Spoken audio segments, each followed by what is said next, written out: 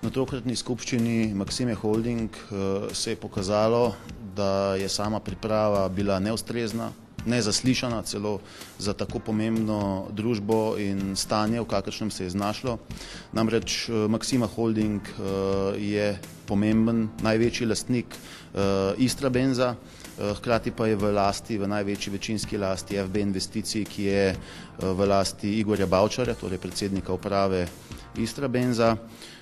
Na današnji skupščini se je pokazalo, da niso bila predložena vsa potrebna gradiva, ni bilo predloženo poročilo nadzornega sveta, tako da sem podal predlog, da se umakne točka dnevnega reda, ob kateri bi se seznanilo delničarje z letnim poročilom in pa sprejemalo razrešnico upravi in nadzornemu svetu.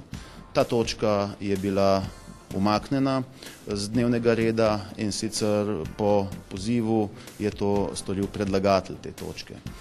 Hkrati pa se je na skupščini odločalo o pomembnih vprašanjih, namreč umiku kapitala in potem dokapitalizaciji, s čimer bi se naj rešilo problem insolventnosti družbe. No, tudi pri tej točki je prišlo do zelo jasne situacije in razkritja, da pravzaprav niso podani vsi ustrezni dokumenti. Uprava ni pojasnila razlogov na primeren način in skladno z vprašanji, ki so jih prisotni delničarji na skupščini podali. Prišli so celo z nasprotnim predlogom oziroma podprli nasprotni predlog, ki ga je podal predsednik nadzornega sveta, pa tokrat v vlogi pooblaščenca večinskega lastnika FB investicij, gospod Fink.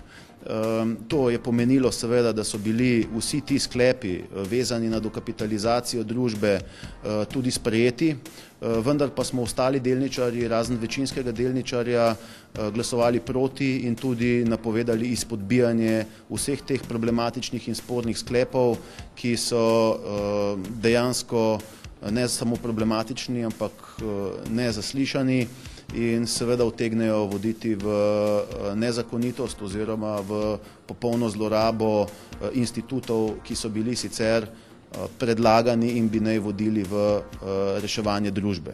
To nas žalosti in upamo, da se bo vendarle našla volja za to, da se pristopi k resnemu načinu in konstruktivnim rešitvam za to, da bi se skušalo tudi to družbo reševati.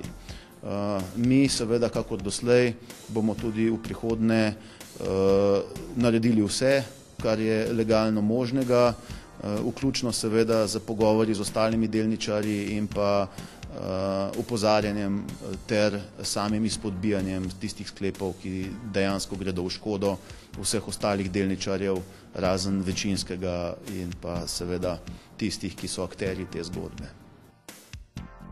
Zakaj uprava ni podala skupščine vseh potrebnih dokumentov? Ljudje so dejansko, vsi potrebni dokumenti so bili dani. Kako bi pa komentirali to, da uprava ni podala skupščine vseh dokumentov potrebnih?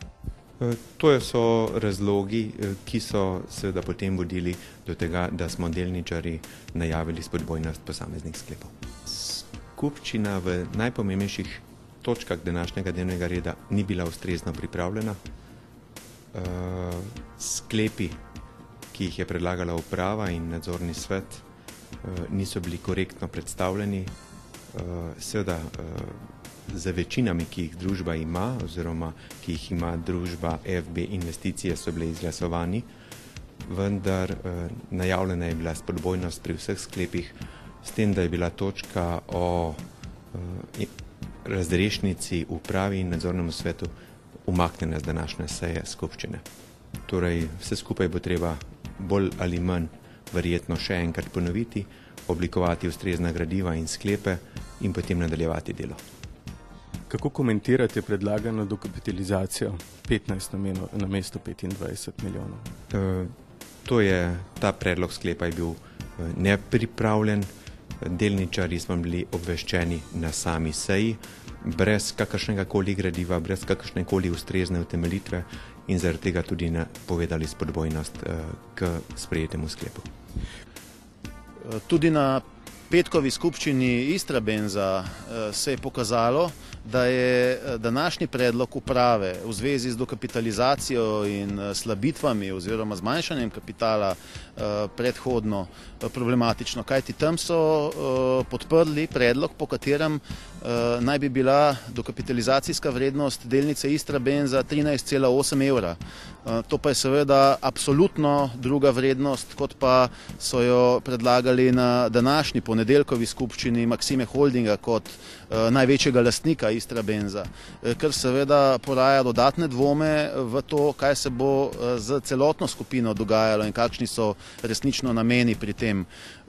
Hkrati morda ne izpostavim tudi to, da sem z precejšnjimi napori uspel upozoriti predsedujočega petkovi skupščini Istrabenza, gospoda odvetnika Stojana Zdolška, da vendarle mora dati in vsaj predstaviti nasprotni predlog pri predlogu dokapitalizacije, kar je pozabil lahko tudi z namenom in kot je kazalo, bi verjetno dejansko na takšen sklep bili lahko podane tudi izpodbojne tožbe, kar bi seveda dodatno zapletlo proces dokapitalizacije in pa reševanje oziroma nadaljni proces dogajanja okrog Istrabenza in posledično tudi Maksime Holdinga.